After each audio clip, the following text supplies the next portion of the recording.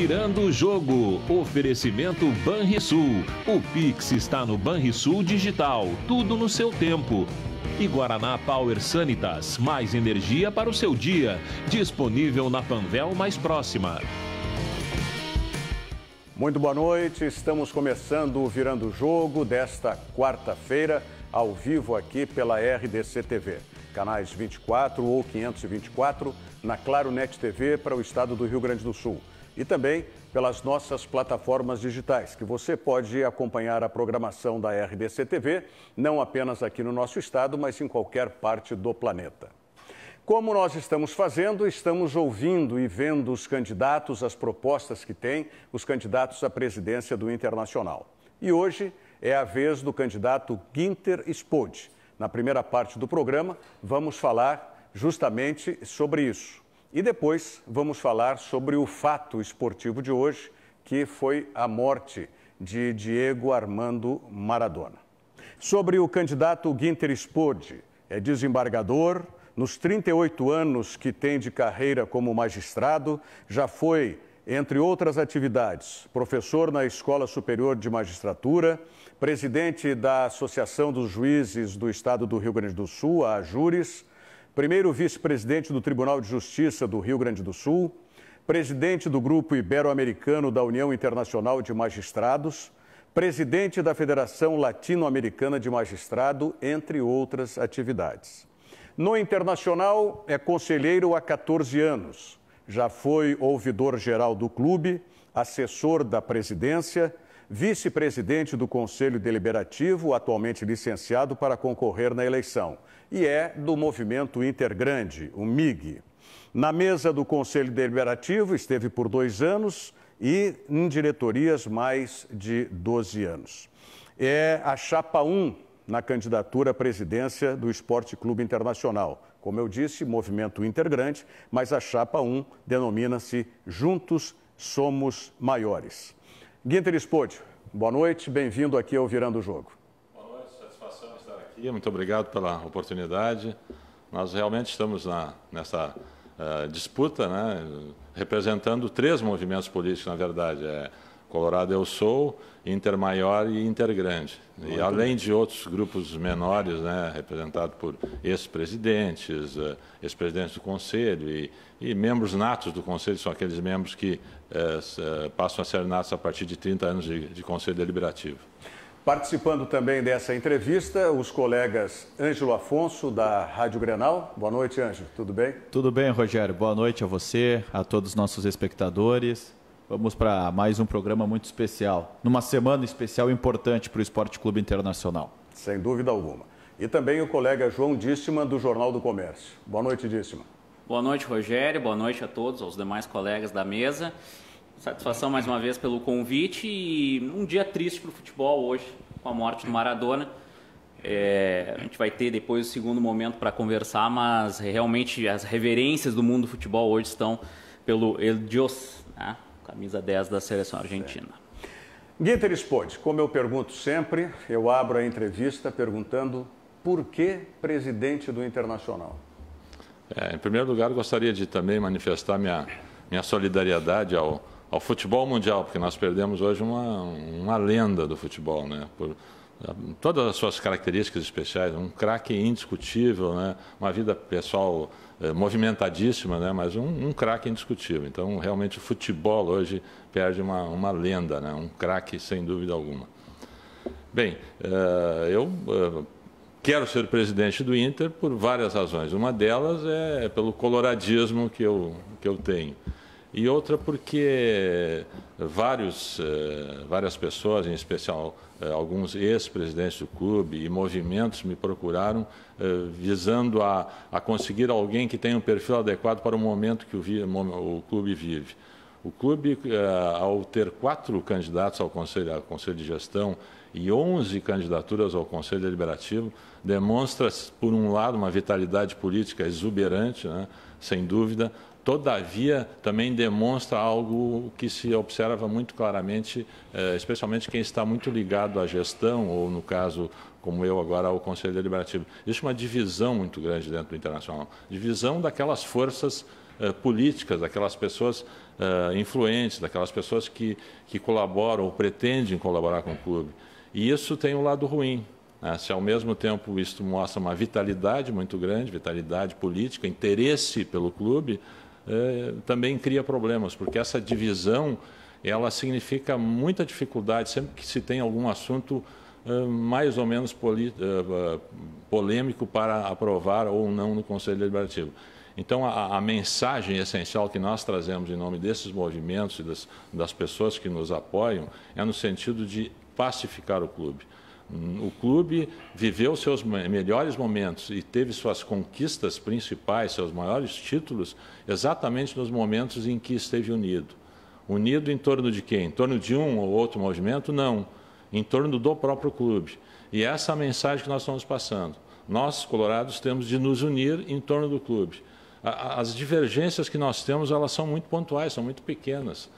E, infelizmente, nós acabamos achando que os nossos adversários estão dentro de casa, quando eles estão aí fora. Nossos adversários estão fora do clube. Nós temos de montar uma estrutura no clube em que tudo é feito em prol do futebol, uma gestão adequada, uma gestão séria e competente. Nós temos que maximizar receitas e diminuir despesas, tudo para que se tenha condições de fazer o quê? Um futebol vencedor, um futebol que levante taças novamente. Mas para que isso aconteça, nós temos de estar unidos e não brigando por questões menores dentro do clube. Então, a principal mensagem que nós transmitimos e a principal proposta que eu pessoalmente trago, e por isso o meu perfil parece adequado a isso, afora a experiência que eu tenho dentro do clube, de todos os pretendentes, eu sou o que tem o maior tempo de experiência dentro do clube, dentro do executivo do clube. Então, nós estamos nos colocando à disposição para tentar cumprir uma tarefa que, no nosso modo de ver, é essencial para o momento do clube. Ângelo Afonso e João Díssima, quem começa? Bom, gostaria de começar então, Guinter, justamente falando sobre essa divisão política que há no Internacional e se anuncia talvez a eleição mais disputada da história recente, ao menos do Esporte Clube Internacional. E eu gostaria de saber, no seu entendimento, qual é a responsabilidade do movimento integrante, do MIG, um dos movimentos que compõe a chapa, a gente sabe um dos movimentos que comanda o Internacional há tanto tempo. Qual é a responsabilidade do movimento integrante, no seu entendimento, quanto a essa divisão tão grande no Esporte Clube Internacional hoje? Na verdade, essa é uma pergunta muito fácil de responder. Se nós formos observar os movimentos políticos que existem dentro do clube, à exceção de um deles, todos os outros nasceram de dissidências do movimento integrante. Olha, isso, no meu modo de ver, demonstra claramente uma coisa muito séria e sobre a qual nós devemos refletir. Sempre que alguém tem alguma pretensão pessoal, algum objetivo que não é atendido dentro de um movimento, ele se afasta ao invés de tentar aprovar a sua ideia, as suas proposições, o seu modo de entender dentro do movimento e no sentido de engrandecer o movimento e torná-lo mais forte, ele sai e funda um outro movimento. Um outro movimento em que ele é o cabeça e o comando é dele. Lá o que acontece, em algum momento, ele próprio ou um ou outro também não concorda com aquilo que está sendo tratado lá, sai e funda um novo movimento. E assim foram sendo gerados filhotes e mais filhotes, todos eles originariamente surgidos do primeiro movimento político criado dentro do clube, pelo menos com a dimensão que tem. E isso demonstra que, na verdade, o que está em jogo aí não é realmente o interesse do clube, mas interesses que esquecem exatamente o que seria o principal e colocam interesses ou posições pessoais acima daquilo que seria efetivamente melhor para o clube. Díssima. Guinter, você falou na sua fala inicial sobre ser o candidato mais experiente, né, dentre os que estão concorrendo hoje à presidência do Internacional. Só que do torcedor colorado, talvez seja um dos mais desconhecidos, até justamente por trabalhar mais internamente, a questão do Conselho Deliberativo e tudo mais. Até vi um artigo seu em que você, de certa forma, apresentou um currículo, né, um perfil seu, para tentar se aproximar um pouco mais do torcedor. O fato de você ter esse perfil e, ao mesmo tempo, ser um candidato à situação que parte da torcida tem uma certa rejeição pelo fato da campanha recente, dos campeonatos recentes. Você acha que isso não pesa um pouco para a sua candidatura, já pensando num segundo turno, na eleição no pátio, com os sócios? Bom, nós temos noção muito clara das dificuldades que qualquer eleição como essa tem. E a nossa experiência, fundamentalmente, ela não é no Conselho. É no Conselho como conselheiro, há 14 anos. Ou 16, já não recordo bem. Mas dentro do Conselho Executivo, né, no Executivo do clube, por 12 anos. 10 anos como ouvidor e 2 como assessor do Conselho de Gestão. Nesses 10 anos de ouvidoria, a ouvidoria foi montada comigo, foi estruturada comigo. E a duração, o tempo em que eu permaneci na ouvidoria foi exatamente para que ela se solidificasse. Porque a existência das ouvidorias decorreu do Estatuto do Torcedor. Os clubes foram obrigados a criar as ouvidorias. E o Internacional foi um dos primeiros clubes brasileiros a criar a ouvidoria. E a formatação da nossa ouvidoria, nossa organização, serviu de modelo para várias ouvidorias e vários clubes Brasil lá fora.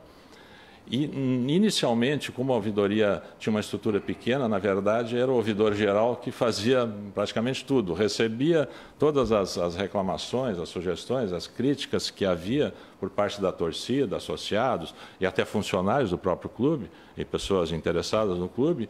E o contato, a resposta e as informações que se ia buscar eram buscadas por mim pessoalmente ou por uma única funcionária que existia na ouvidoria. Então, esse contato pessoal que eu pude ter durante esse largo tempo no início da formatação da ouvidoria me permitiu conhecer todos os setores do clube e me aproximar especialmente de quem comandava o clube. Inclusive viajava seguidamente com o clube, estava no vestiário. Então, me propiciou conhecer o clube muito a fundo, muito de perto, assim, em todas as suas áreas, a administração, a parte financeira, o futebol, o jurídico, todas as áreas, né? Mas especialmente o futebol, que é para onde ocorre ou concorrem ou a maioria das críticas que vêm através da ouvidoria, ou reclamações ou até sugestões. Sugestões talvez numa proporção muito próxima das críticas, porque vem sugestões de escalação, de contratação, de atletas para base. Então, há assim, uma quantidade enorme de propostas, né, que chegam à ouvidoria, ou pelo menos naquela época chegavam. Né?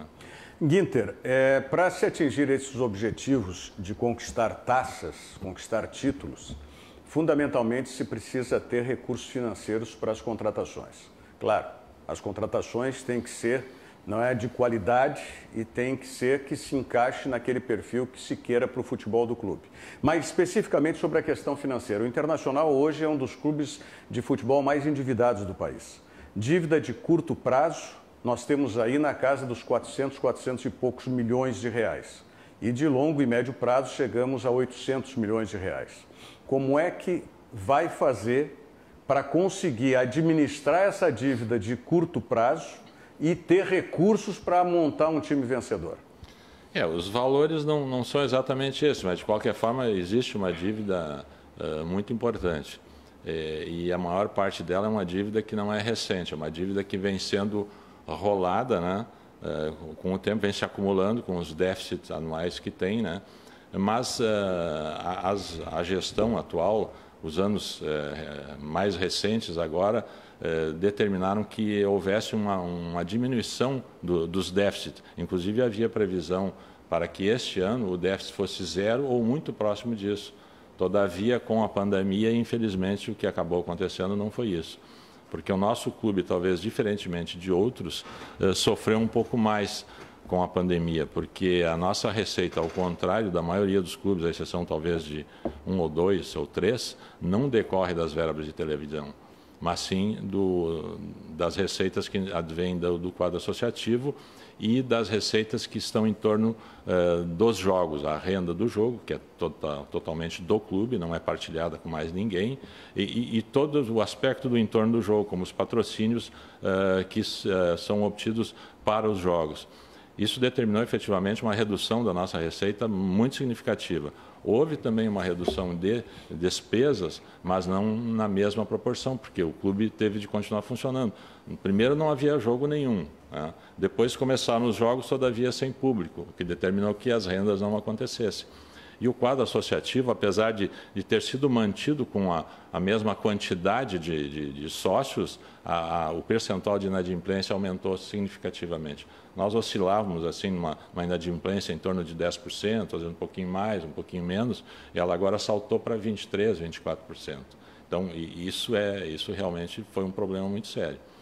Como fazer isso? Nós temos um plano estratégico no sentido de equacionar ou dar uma solução para essa dívida que vem sendo rolada, que não é a dívida vencível assim, a curto ou curtíssimo prazo, mas que existe alguma maleabilidade para resolver, mas esse é um plano, por ser estratégico, não pode ser aberto, né? Mas para o que isso?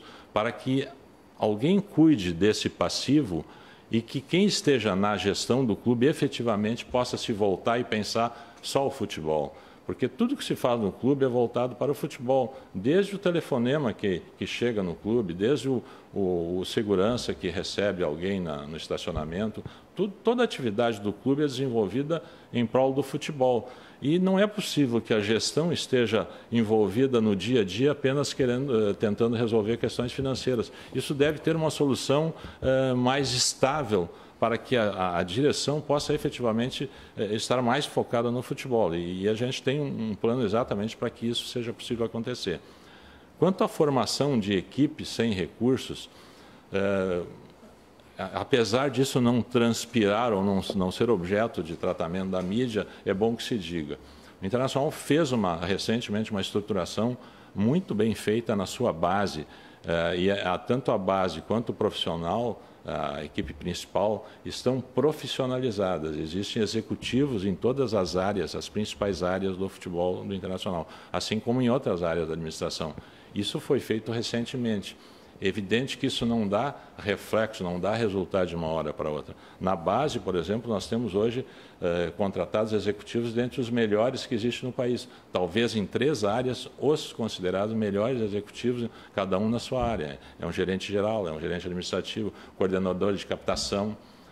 Esses 3 profissionais aí são considerados talvez os 3 melhores do país.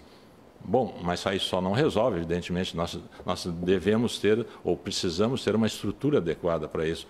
Fizemos melhorias no CT de Alvorada, mas uma das nossas propostas é que essa categoria mais próxima do profissional, a sub-20 ou a categoria de transição, ela venha mais próxima fisicamente aos profissionais. Para o quê?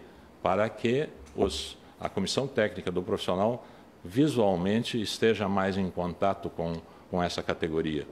O que nós estamos observando agora, no período bem recente, é o quê? Que esse trabalho que foi feito na base, que já foi feito e está funcionando, está começando a gerar frutos. Nós, nas competições, tanto locais quanto nacionais, nós estamos em vantagem assim, absoluta em relação ao nosso principal rival. Nós temos tido êxito muito maior. E no plano nacional temos conseguido títulos interessantes, inclusive o mais expressivo deles, a Copinha, que nós não vencemos há 22 anos. Isso já é resultado de um trabalho que começou a ser feito há 3 anos e pouco atrás. Então, nós temos por que acreditar que as coisas vão começar a acontecer. E no elenco principal hoje, o que nós estamos observando? Praticamente a cada semana aparece um jovem, que muitos de nós, ou da torcida, sequer havia ouvido falar do seu nome. E não só aparece no elenco, no banco de reservas, mas é escalado e joga. E agora, recentemente, até um menino que, pelo menos no meu modo de entender, se saiu muito bem, no caso o Caio, né? Então, essas coisas estão acontecendo, mas nada acontece de uma hora para outra. Com isso, nós vamos conseguir de novo voltar àquela concepção que nós tínhamos e que foi altamente vencedora e foi exitosa, é de que nós formávamos as nossas equipes, as nossas melhores equipes, fundamentalmente com jogadores da base. E só complementávamos com algumas contratações pontuais naquelas posições em que nós não tínhamos atletas no nível que nós desejávamos e nem vislumbrávamos estar subindo alguém na base que poderia suprir aquela lacuna que havia no grupo principal. Essa é a ideia principal. E isso faz parte de um projeto que foi construído, pensado e estava em andamento. E o senhor Cudê fazia parte desse projeto, assim como também o nosso gerente de futebol profissional, que é o senhor Rodrigo Caetano. Infelizmente, esse projeto sofreu uma ruptura muito séria. E como nós vamos consertar esse problema que houve, né, que era um projeto que era para durar pelo menos 2 anos, né, nós vamos ter que achar uma solução. A solução encontrada por hora, ela evidentemente, ela é para resolver rapidamente uma situação emergencial. Mas se a ideia que nós temos de como fazer futebol, que tem que ser uma coisa pensada a médio e longo prazo, se esses profissionais se adequam ou não a essa ideia, aí nós, ganhando a eleição, a partir de 1º de janeiro, nós teremos pelo menos 2 meses nos quais ainda estarão acontecendo competições para avaliar como é que estão as coisas e ver se os profissionais que aí estão têm condições de se adaptar a um projeto que nós estamos desenvolvendo e também nós pensamos de maneira semelhante, ou se nós teremos de buscar outros profissionais. A ideia é preservar os profissionais que têm prestígio e conceito nacional como os melhores. É o caso, inclusive, do nosso executivo de futebol profissional, Rodrigo Caetano. Reconhecidamente é tido como um dos melhores, se não o melhor profissional de executivo de futebol no país, né? Então, por aí a ideia que se tem. Agora, Guinter, em cima disso, eu gostaria de saber, e aí é um fato mais recente, até uma vantagem que o senhor vai ter para comentar, talvez em relação aos demais candidatos aqui no programa. O senhor contava com o D'Alessandro como jogador para o ano que vem, é um fato recente, anunciou que vai seguir jogando, mas fora do Internacional. Se tem conhecimento também que a atual gestão, com o presidente Marcelo Medeiros, tentou de todas as formas garantir a permanência dele e aí foi uma opção do atleta mesmo seguir outros caminhos? O que eu sei é que foi uma decisão pessoal dele muito refletida, né? E eu não sei de detalhes do que foi tentado, do que não foi tentado, eu não quis e não posso me excluir nisso. O que eu conversei com a atual gestão foi a respeito do nosso executivo de futebol, sugerindo ou pedindo que tentassem prorrogar o seu contrato, que vence no final do ano, pelo menos até o final da temporada das competições. Porque ter mais uma ruptura, nós já tivemos uma, seria lamentável, né? Porque a ideia que se tem de como fazer futebol, ela parece estar começando aos poucos a dar resultado, porque a base forma, e ela está fazendo isso. Todavia, quem oportuniza o jogador a jogar é o profissional. Então, se ele não adianta ele ser talentoso, se ele mesmo subindo, ele só está no elenco, mas não lhe é oportunizado atuar efetivamente. E isso está acontecendo, isso é um bom sinal. Nós, estamos no caminho certo. Oxalá continue acontecendo nessa linha as coisas. Guinter, o presidente Marcelo Medeiros, em várias oportunidades, falou sobre alguns feitos que ele considera da gestão, como o fato de ter resgatado o Inter da Série B, ter chegado à final da Copa do Brasil no ano passado, ter conquistado vagas na Libertadores. Não conquistou, e até pela questão das competições não vai conquistar um título, porque as competições terminam depois do mandato. Eu queria que você fizesse uma avaliação. Como é que você avalia essa gestão do presidente Marcelo Medeiros? Se é uma gestão boa, como é que você vê esses 3 anos do Marcelo Medeiros à frente do Internacional? Na verdade, são praticamente 4 anos, né? Isso, exato. Então, está terminando a segunda gestão. por todas as razões, ou por alguns dos aspectos que eu levantei, a gestão, apesar de ter alguns pequenos problemas e fundamentalmente há duas circunstâncias que deixam o torcedor muito triste e chateado, e assim como eu também, não é, eu aí penso como um colorado apaixonado, da mesma forma, eu sofro quando nós não ganhamos Grenal, e eu sofro quando nós não ganhamos títulos. Então, realmente, isso é um problema. Na verdade, o grande problema da gestão foi esse. De resto, a gestão foi uma boa gestão. Essa é a minha avaliação. Todavia, quando a bola não entra, né, realmente as coisas não parecem estar bem. É aquela velha história também. E se não entrou, né, como há o livro do Ferran, né, a bola não entra por acaso, alguma coisa nós temos de melhorar. E nós devemos estar muito honestamente abertos à autocrítica. E esse é outro aspecto importante que nós estamos insistindo na nossa campanha. Nós temos, obrigatoriamente, de ter uma autocrítica permanente. Do contrário, e ser muito abertos a ouvir todos. E a nossa conclamação para essa pacificação do clube é no sentido de que nós nos unamos de qualquer modo.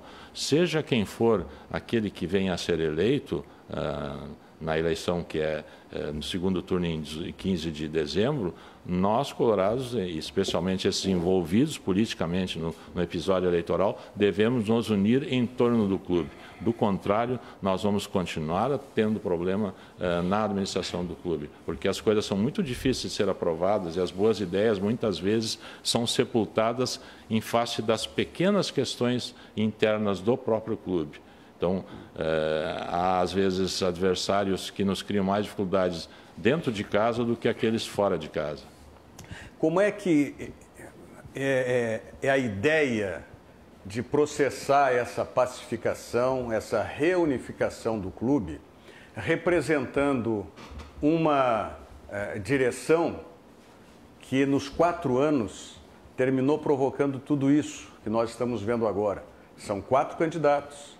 São 11 chapas para o Conselho Deliberativo. Como é que vai, representando, né, essa continuidade, fazer essa pacificação? Assim, a razão pela qual o clube se dividiu eu já explicitei, mas efetivamente essa é uma tarefa difícil. E é por isso que as pessoas que estão envolvidas nessa missão têm de ter o perfil adequado para isso. E uma das questões fundamentais é saber ouvir. Né? Saber ouvir e selecionar o que ouve e tomar as decisões corretas em cima das informações que obtém. E penso até que a própria experiência que eu tive como ouvidor durante 10 anos me dá uma bagagem razoável, né, para saber definir e decidir depois, podendo compreender e interpretar o que é fundamental, o que não é, o que é correto, o que não é, o que é só bochicho e o que é da essência, é de raiz ou não. E essa chamada para vir e viver em torno do clube e trabalhar pelo clube, penso que é uma ideia que pode ser e deve ser adotada por todos os candidatos, seja quem for o vencedor. O clube sairá ganhando com isso. E isso é o que mais nos importa. Guinter, deixa eu citar aqui quais são os integrantes também, né, ao Conselho de Gestão. Os vice-presidentes Gustavo Jurgen, Mauri Luiz da Silva, Alexandre Teschner Becil, Cláudio Afonso Amoretti Bier, que lhe acompanham aí na chapa 1, Juntos Somos Maiores. Guinter Spode, muito obrigado pela participação conosco aqui no Virando o Jogo, né, e pelas manifestações aí ao torcedor colorado.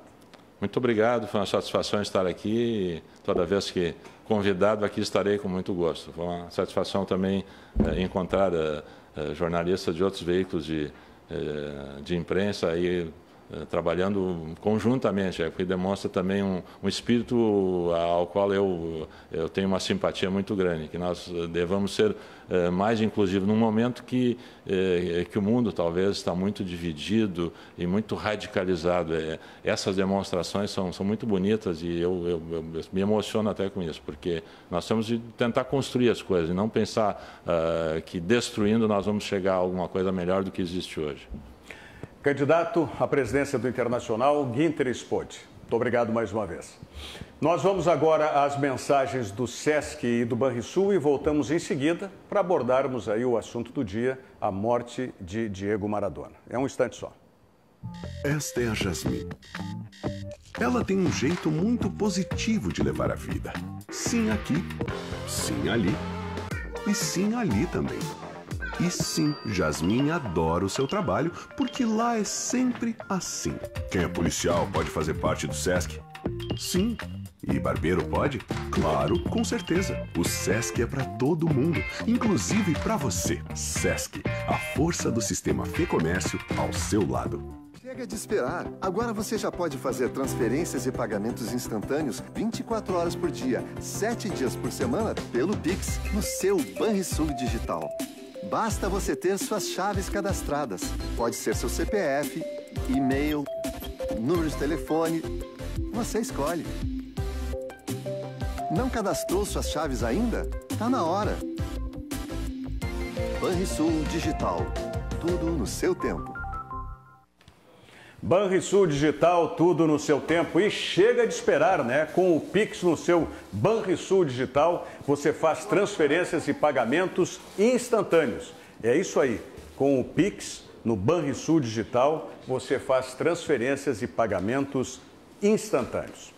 Bom, já contamos da bancada agora, além do Ângelo Afonso e do João Díssima, também com os colegas Júlio Sortica e Thiago Rocha. Júlio Sortica, seja bem-vindo aqui ao Virando o Jogo, o amigo do Maradona. Obrigado. Foi um período curtinho ali, mas deu para estabelecer uma relação. Solidificar uma amizade ali. Afetiva ali. Faz um tempinho já. 1979. Vamos colocar as fotos do Júlio Sortica, que ele vai explicar quando que aconteceu isso aí, né? As fotos do Júlio Sortica. Ali estão você com aquilo no chão ali embaixo da tua perna. É um gravador. Pequeno gravador. É um pequeno gravador. E aquilo ali já era moderno, quero dizer para vocês. Aquilo já era moderno. Era bom, viu? É do teu lado Maradona, né? E quem mais que está ali? Ali, o cabeludinho ali era o motorista, o Selmo, da RBS, da Zero Hora, né? Sim. E atrás o Hélio, que era o roupeiro do Grêmio.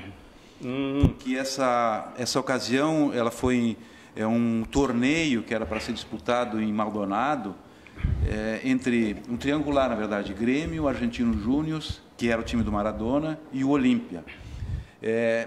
E o Grêmio, então, ficou concentrado no Hotel Argentino, né, que era um hotel muito bom, em Piriápolis. Nós ficamos em Maldonado e íamos para lá, então, digamos, todo momento para fazer a cobertura. Na verdade, houve apenas um jogo, ele acabou não sendo concluído o torneio, porque o Grêmio não chegou a jogar com o Argentino Júnior lá, por problemas que houve lá de estrutura, de organização do torneio. Mas nós tivemos essa oportunidade de conviver lá com o Maradona, e era assim, olhando a foto, assim, hoje isso não tem como acontecer, né? Antes ele de bermuda, chinelo, todo mundo em volta, né? Sem nenhum tipo de estresse, nada, ele muito atencioso.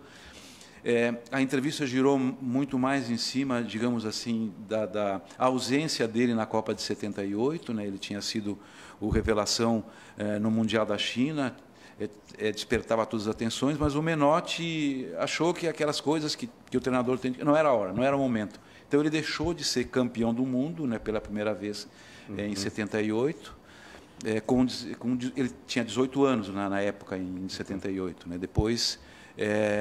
Aí, quando a gente fez essa reportagem, em 79, né? E ele já era da seleção argentina em 79? Porque a primeira participação do Maradona aqui no Brasil foi um jogo contra o Brasil no Maracanã. Eu não tô... ele pela seleção argentina. Tá? Então, isso que época que foi de 79? Tu lembra, Júlio? Início do ano? É o início do ano, por maio, por aí. O problema, na verdade, é que ele enfrentou, digamos, né, a concorrência... para a equipe titular era forte, era o Mário Kempes, digamos, o camisa 10 da Argentina, que era bom pra caramba, acho que foi escolhido como o craque da Copa, né?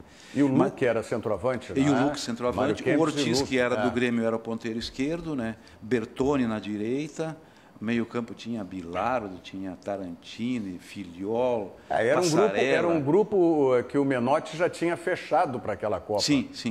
Por isso não abriu. Mas em 79 ele já foi convocado para a seleção argentina. Eu não me lembro se ele chegou a jogar alguma competição, digamos, porque a gente teve Copas Américas depois em datas diferentes, né? Mas ele fez um amistoso aqui. Quem ficou muito amigo dele, mas muito amigo dele mesmo lá, foi o centro médio do Grêmio, na época, centro médio, o Vitor Hugo. Sim. Quando eles vieram jogar, o Vitor Hugo, inclusive, conseguiu lá a chuteira dele, ele já estava fazendo uma promoção para a Puma, né, que era, na época, uma patrocinadora forte, e o Vitor Hugo ficou muito amigo do Maradona, né? Eu não perdi o contato dele. Vamos ver uma outra foto tua com outros colegas também que estiveram naquela oportunidade lá. Isso foi em Maldonado mesmo? Não, esse foi em Piriápolis, no Hotel Argentino, na escadaria.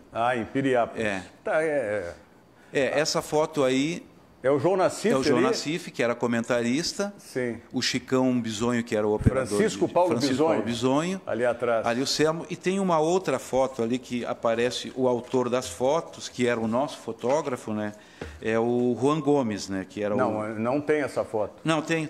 Não, tem aí, mas ali não tem. O telespectador não vai conseguir ver. Eu não cheguei a colocar, digamos, ali, né? Que o Juan Gomes era o fotógrafo da Zero Hora na época. E nessa viagem ainda tinha mais na equipe o Roberto Brauner, o Bob Brauner, e eu estou em dúvida se o repórter era o Pato Mori ou o Darcy Filho, eu não lembro bem, porque a gente fez uma cobertura, um jogo foi, eu até não encontrei a foto, lá no estádiozinho de Maldonado, que era um estádio pequeno, acanhado, né? A gente fez uma foto deles narrando o jogo lá. Bom, nós vamos continuar falando sobre Maradona, tem depoimentos do Renato, do Paulo Roberto Falcão também aí, a gente tem outros detalhes. Mas eu quero lembrar para você o seguinte, quando bater o cansaço e pintar aquela moleza, conte com o Guaraná Power Sanitas para recarregar as energias. Com alta concentração de cafeína, ele não tem açúcar e nem glúten e é perfeito para dar mais energia e turbinar as suas atividades. Você vai ver aqui que o Guaraná Power Sanitas, ele é um suplemento alimentar em cápsula com alta concentração de cafeína. Então, não tem problema algum. Você pode consumir o Guaraná Power Sanitas. Você encontra o Guaraná Power Sanitas na Panvel mais próxima ou então no panvel.com. Vamos às mensagens do Banrisul e também do Instituto da Criança com Diabetes e voltamos em seguida. Chega de esperar. Agora você já pode fazer transferências e pagamentos instantâneos 24 horas por dia, 7 dias por semana, pelo Pix, no seu Banrisul Digital. Basta você ter suas chaves cadastradas. Pode ser seu CPF, e-mail, número de telefone. Você escolhe. Não cadastrou suas chaves ainda? Tá na hora. Banrisul Digital. Tudo no seu tempo. Prontos? Quem é que gosta de dançar? Quem dorme até tarde? Quem tem vontade de ir à escola? Quem tem diabetes? Quem pode ajudar as crianças que têm diabetes? Você aí. Ajude o Instituto da Criança com Diabetes a continuar cuidando da saúde de mais de 4.000 crianças. Faça a sua doação. Vocês ouviram aí a voz do Paulo Roberto Falcão, que é o presidente do Conselho Deliberativo do ICD, do Instituto da Criança com Diabetes. E falando no Paulo Roberto Falcão, tem um depoimento do Falcão, claro, a respeito... Não sei se eles chegaram a jogar no mesmo período na Itália. O Falcão foi em 80 para a Itália. Sim. Não, em 80 não, 81, né? 81, depois daquela Libertadores. Depois da Libertadores de 80. Foi em 81 e o Maradona, nesse período, 82, foi para o Barcelona. Ele chegou em 84 da Itália. O Maradona. Em 84. Isso. Então, eu acho que chegaram a ser contemporâneos. Mas vamos acompanhar o depois. O Falcão contou uma historinha interessante sobre esse relacionamento lá. Tá, vamos então ouvir o depoimento do Falcão. Poderia se falar tanta coisa de Diego Armando, né? Tanta coisa do extraordinário jogador, da liderança que ele tinha. Olha, não é fácil ser líder num grupo de jogadores, você sendo sempre o destaque, sempre a notícia maior, e você ainda ser bem quisto pelos seus companheiros de clube. E Maradona era assim. Então, Maradona foi um semideus do futebol. Com a bola, ele foi um deus. Sem a bola, foi humano. Boa frase do Falcão, hein? Bela frase. Uma das mais marcantes do dia. Aliás, hoje eu ouvi, alguém reproduziu em uma das rádios uma frase, que nós temos uma igreja maradoniana. E foi o líder dessa igreja que disse: nós não julgamos o Maradona pelo que ele fez com a vida dele, mas sim pelo que ele fez com as nossas vidas. Nossa, ou seja, o que ele trouxe, né, de alegria, né, especialmente para os argentinos, para o povo argentino. Que na intimidade, porque, desculpe, Thiago, né, é um costume, inclusive da língua espanhola, tratar pelo sobrenome. Né? Mascherano, Bianchi, foi treinador, Maradona, como nós tratamos, mas a proximidade da amizade faz com que eles tratem pelo primeiro nome. Né? Então lá ele é o Diego, ou El Diego, né? O Diego. Até quanto à homenagem, eu estava aqui acompanhando o Twitter do nosso colega Diogo Rimo, da Itália, e traz uma informação que vem de Nápoles, que está confirmado que o estádio São Paulo, o estádio do Nápoles, vai passar a se chamar Estádio Diego Maradona. E a população de Nápoles diz que sai de cena um santo para entrar em cena um deus, a troca e não tão do nome do estádio do Nápoles da Itália. Então vai ser o segundo, pelo menos, né? Porque do Argentino Júnior já se chama Maradona. Qual é a história, Júlio? Não, a história é de que ele, o Falcão contou hoje, eu vi numa emissora, né? Que ele recebeu um convite, né, do Maradona para ir jogar no Napoli, né? E que já tinha o Careca, né? E por algumas circunstâncias lá de datas e prazos e tal, e eu acho que o Falcão também levou medo porque o Napoli tinha um envolvimento lá com as questões da máfia italiana. Da Camorra. Então ele sempre muito cauteloso, digamos assim, deu um jeito de ficar onde estava, né? Mas houve realmente esse convite dele e o Maradona era muito, nesse aspecto, vou dizer assim, comparando aqui com o Renato, ele tem uma relação afetiva com a categoria muito intensa, assim, ele sabe se comportar, brincar e tal. Então, em campo, tudo bem, a rivalidade vale, mas, digamos, fora dali... Aliás, talvez tenha essa identificação. A gente vai mostrar um vídeo, antes do depoimento do Renato hoje, né, um vídeo da relação que tinham justamente o Maradona e o Renato. Vamos rodar esse vídeo aí. Era um amistoso. Quando, enfim, chega ao campo, se mistura aos brasileiros. Cordial, simpático e, de repente, abre os braços, se ajoelha. Viu Pelé? Não. Viu Renato, um velho amigo. Sou rei dele. Essa, talvez, a marca que identifique os dois, a irreverência dos dois, né? Os dois gostam de alfinetar. O Maradona talvez até um pouco mais, um alfinete mais contundente do que o do Renato hoje, mas os dois têm mais ou menos fogem do óbvio, né? Os dois fogem do óbvio, né? Fogem do discurso pronto, tem a originalidade.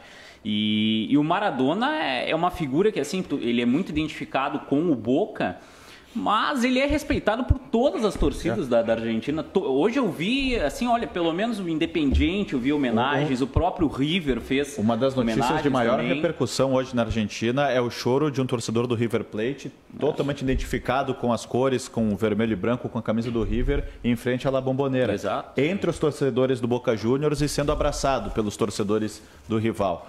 E prova que o Maradona está acima de qualquer coisa.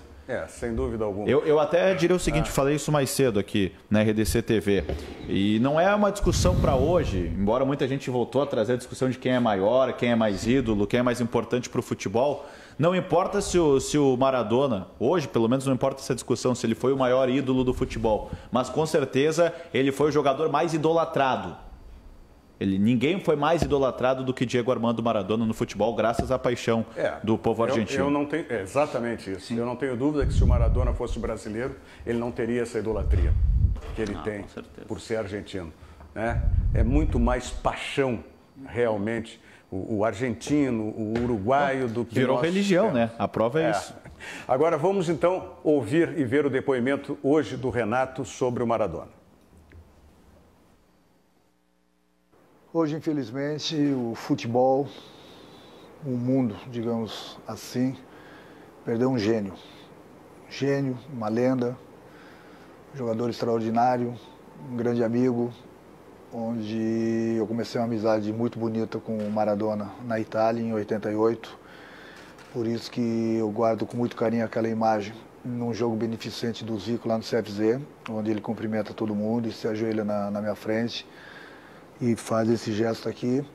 Mas é um gesto de carinho pela amizade que nós tínhamos. Então, um dia muito triste mesmo, porque realmente a gente acha que os ídolos, os gênios, as lendas nunca morrem. E para mim o Maradona não vai morrer. Não vai morrer nunca, porque é uma pessoa de outro planeta, dentro e fora do campo. Meus sentimentos à família dele. Vai em paz, meu amigo. Vai em paz, você vai deixar muita saudade. Eu tive muito orgulho de ser seu amigo, de dar muitas risadas junto com você, de ter jogado com você, de ter compartilhado algumas resenhas. E você vai estar sempre na minha memória e no meu coração. Maradona, gênio, lenda. Bom, esse vídeo que o Renato fez referência é o que nós mostramos agora há pouco, né? Foi lá no centro de treinamento, centro de futebol do Zico, né? No CFZ, que ele falou. Aliás, existe uma ligação, deixa eu te falar antes aqui, que o nosso colega Avelino está te mandando um abraço, Júlio. Dizendo aqui, ó, boa noite a todos, em especial o jornalista Júlio Sortica, que teve o privilégio e a honraria de entrevistar Maradona e registrar uma foto épica com o ídolo portenho, tá? O Marcelo Borelli, nosso colega lá de Caxias do Sul, também está dizendo abraço para vocês. Lembrei na época, Júlio Sortica deu palestra comunicador esportivo no auge da carreira, na 0 Hora. Né? Abraços, está dizendo o Marcelo Borelli. Aliás, o Maradona tem essa ligação com o Grêmio e com o Internacional, né? De dentro de campo. Porque a primeira vez que o Maradona jogou aqui no Brasil, profissional, num clube de futebol, foi na reinauguração do Estádio Olímpico, que foi em 1980, 26 de junho de 1980. Vamos ver as imagens aí, né, que nós temos as fotos do Maradona. Tem foto até com a camisa do Grêmio. No gramado, essa aí no gramado, com a camisa do Argentino Júnior, né, a foto preto e branco, evidentemente. Não, aí já é outra história, não é essa foto. São duas fotos lá do Maradona no Grêmio. Tá? São duas fotos do Maradona no Grêmio. Vamos lá. Essa é uma foto e essa aí é pós-jogo, depois de terem trocado camisetas, tá? O Maradona com a camiseta do Grêmio. 1-0 para o Grêmio foi esse jogo, né? Gol de quem? Gol de quem? O tio aqui fez o dever de casa. Muito bem, já vimos as fotos aí, ótimo. Olha aqui, ó. Gol do Jorge Leandro. Jorge Leandro. Que, o Jorge Leandro, se não me falha a memória, ele tem a mesma idade do Maradona. 60? Acho que o Jorge Leandro está com 60 anos agora, se não me falha a memória. Leão, Mauro, Nilmar, Vantuir e Dirceu. Eu confesso que do Mauro eu não me lembro, do lateral, mas do Nilmar, zagueiro, e o Vantuir... Ex-Guarani. E o Dirceu, o Jarrão, que era o Dirceu apelido. Jarrão, Carlos Kisse, o paraguaio Kisse, Vitor Hugo, que tu fizesse referência, da amizade com o Maradona, Jorge Leandro, que fez o gol, aí tinha no ataque Renato, tá? Baltazar e Gerson, o time do Grêmio, que venceu por 1-0 o gol do Jorge Leandro aos 82 minutos de partida. Público, 11 mil pessoas no Estádio Olímpico. O árbitro foi Roque José Galas nessa partida de reinauguração. Eu acho que já era ali o Olímpico Monumental, não era? Já era a inauguração o segundo anel, do anel. O anel superior. Que foi isso. E o Argentino Júnior não tinha uns nomes muito conhecidos, né, na época, além do Maradona. É que o Maradona ali já era campeão mundial sub-20, né? Foi campeão mundial sub-20 em 79. Isso. O Lutero, talvez, ou o Carrizo, mas era o Carlos Carrizo, mas enfim. E essa a ligação com o Grêmio, não é? E a ligação com o Internacional é que na estreia, e coincidentemente também numa reinauguração de estádio, era a reinauguração do Camp Nou, do Nou Camp, com mais um anel na reestruturação, não é? E a estreia do Maradona no Barça. E o Internacional venceu, a primeira partida foi justamente entre o Barcelona e o Internacional. Na outra partida se enfrentaram Manchester City e o Colônia, né? E o City venceu o Colônia e o Internacional ganhou nos pênaltis, um empate 0-0 no tempo normal e 4-1 para o Internacional nas penalidades máximas. O único gol nos pênaltis do Barcelona foi feito por quem? Maradona. Né? E o Internacional, bom, a escalação aqui, ó, do Barcelona já tinham nomes mais conhecidos, que inclusive estiveram depois na seleção espanhola na Copa do Mundo de 82. Artola, Gerardo, Miguel, Alessanco, tá? Júlio Alberto, Alonso. Tá? Esteban, Vitor, Quini, tá? Maradona e Carrasco, o time do Barcelona. E no Internacional, Benítez, Edivaldo, lembram? Foi lateral da seleção, o Edivaldo. Mauro Pastor, André Luiz e Beretta. Depois entrou o André Miller. Ademir, Mauro Galvão, Cléo, depois entrou o Silvio e Rubem Paz. Paulo César Maringá e Silvinho, depois entrando o Andrezinho. Tá? Marcaram, o Internacional venceu 4-1 nas penalidades. E depois, na decisão, o Inter fez 3-1 no tempo normal contra o Manchester City. Chegou a estar vencendo por 3-0, gols do Edivaldo, do Paulo César Maringá e do Fernando Roberto. E aí o City, depois, no final, fez um gol. Técnico do Internacional nessa conquista, que, aliás, é o único clube fora da Europa a ter conquistado o torneio Juan Gamper. Tá? Um dos principais torneios da Europa, o Juan Gamper. Ernesto Guedes. Ernesto Guedes. Meu mestre Ernesto Guedes. Gente finíssima. O Ernesto é conhecedor profundo e profundamente do futebol, das questões táticas. Você fala hoje com o Ernesto sobre questão tática, tudo que está aí, o Ernesto te traduz e mostra como é que era feito anteriormente. E Internacional campeão. Então, essa ligação do Maradona com os dois principais clubes aqui do Rio Grande do Sul. É uma boa ligação essa, né? E um retrospecto positivo para a dupla Grenal, né? Curiosamente, contra o gênio Maradona. O Internacional tem o retrospecto. Aliás, falamos do Juan Gamper, vamos mostrar aí essa foto do Maradona jogando nesse torneio com o Internacional. Ali a gente vê o Maradona entre o Mauro Galvão e o André Luiz.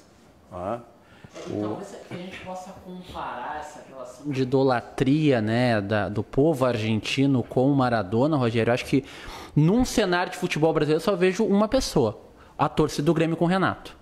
Eu não consigo ver outra figura com tamanho idolatria por parte da sua torcida como o Flamengo com o Zico. Flamengo com o Zico, pode ser. É uma outra boa menção. É uma outra boa comparação. É que eu cito o caso do Renato, porque o Renato ele tem um perfil mais similar ao do Maradona. Ele assume os seus erros, não tem problema. O Zico ele vai mais em cima da linha, né? Ele não foge muito do comum. O Renato não, né? O Renato... Eu diria assim, talvez não como idolatria, mas como respeito. Reverência. Perfeito, essa é a expressão. Como reverência, né, à entidade, o torcedor santista com o Pelé. Ah, né? perfeito. Perfeito. Mas tem o cartaz aí desse jogo que chamava o torneio Juan Gamper. Olha aí, ó. Né? Inauguração da ampliação do estádio do Barcelona. 17º troféu Juan Gamper, dias 24 e 25 de agosto de 82. O Colônia, o Manchester City, SCI, Esporte Clube Internacional Porto Alegre. Né? Porque todos ali têm os nomes das suas cidades. Exato. Barcelona, Colônia na Alemanha e Manchester na Inglaterra. Só o Internacional é que não tinha o nome da cidade. Uma identificação. Então, está colocada a identificação para Porto Alegre, né? nesse cartaz de apresentação. Agora... E assim, a gente citou Pelé, Rogério. Para mim, a grande frase do dia partiu dele, em todas as justas e merecidas homenagens ao Maradona. Pelé colocou, inclusive, nas redes sociais o seguinte, né, com a sua equipe de comunicação. A frase final aí. Um dia eu espero que possamos jogar bola juntos no céu. Essa é uma frase que repercutiu no mundo inteiro. Porque se fez muito e se fomentou num determinado momento, até nós outros da mídia, não só daqui do Brasil, mas da Argentina e talvez de outros países, da rivalidade do Pelé com o Maradona, declarações dos dois lados. E quando o Maradona estreia o programa dele na Argentina, que La Noche del 10. Como? La Noche del 10. La Noche del 10, né? A Noite dos 10. Ele leva justamente o Pelé, né? E tem... eu tem aquela tabela de cabeça no fim do programa. Aquela tabelinha de cabeça que eles fazem. Sim, o Pelé toca violão. E depois o abraço, né? Caloroso, afetuoso dos dois. Inclusive, né? os dois ficam tanto tempo nessa tabelinha que o Maradona diz, vamos ficar aqui até quando? Né? Ninguém sabe, pela habilidade. E assim, ó, se convoca na Argentina, mas eu já vejo uma repercussão, inclusive aqui no Brasil e em outros países, um aplauso mundial às 10 da noite. Às 10 da noite de hoje, né, na Argentina. Então, daqui a pouco mais vamos aguardar certamente muitas homenagens emocionantes ainda hoje. Olha aqui, ó, a minha querida amiga Flávia do Vale, que está lá em Florianópolis. Aliás, parabéns, Flávia, pelo comando do programa que você está fazendo na rádio.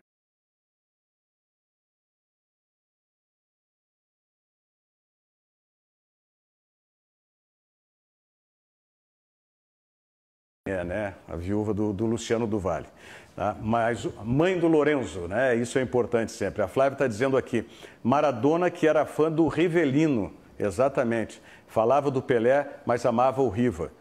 Ficou lindo o cenário aqui, está dizendo. Abraço para vocês, diz a Flávia do Vale. É verdade. Aliás, o Maradona admirava demais o Ronaldinho Gaúcho. Para ele, o gênio do futebol era o que fazia mágicas com a bola, como ele, Maradona, fazia também, né? Ele tinha uma profunda admiração pelo Ronaldinho. Talvez enxergasse no Ronaldinho uma espécie de sucessor dele, né? Até pela história que teve no Barcelona. No Barcelona, sim, foi esse sentimento que passou. E pelo lado lúdico que o Ronaldinho trouxe. O talento natural com a bola. O Messi, ele tem também todo o seu talento, mas ele não é tão carismático quanto era o Ronaldinho. O Ronaldinho, além de todo o talento, trazia também o seu carisma, né? Nós estamos chegando ao final do programa, mas eu só quero saber o seguinte. Essas fotos que tu mostraste, que nós mostramos, né, tua com o Maradona, elas resultaram numa entrevista onde? Na Zero Hora, naquela oportunidade? Na época, digamos assim, hoje um colega disse, tu guardou a fita, a gravação? Eu digo, infelizmente não, porque...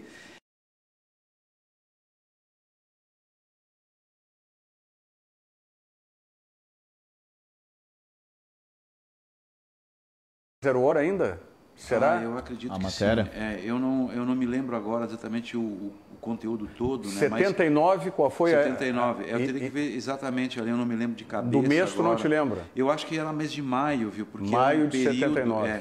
Era um período em que, vamos dizer assim, até dá para vasculhar, digamos, nos registros do Grêmio. Vamos fazer isso, né? Vamos fazer isso, a gente procurar. Encontra. Mas a preocupação naquela época era justamente isso, assim, a questão dele ter aparecido, não ter tido a oportunidade, né, de jogar a Copa, né? Júlio, muito obrigado, Júlio Sortica, pela participação conosco aí, trazendo esse depoimento importantíssimo.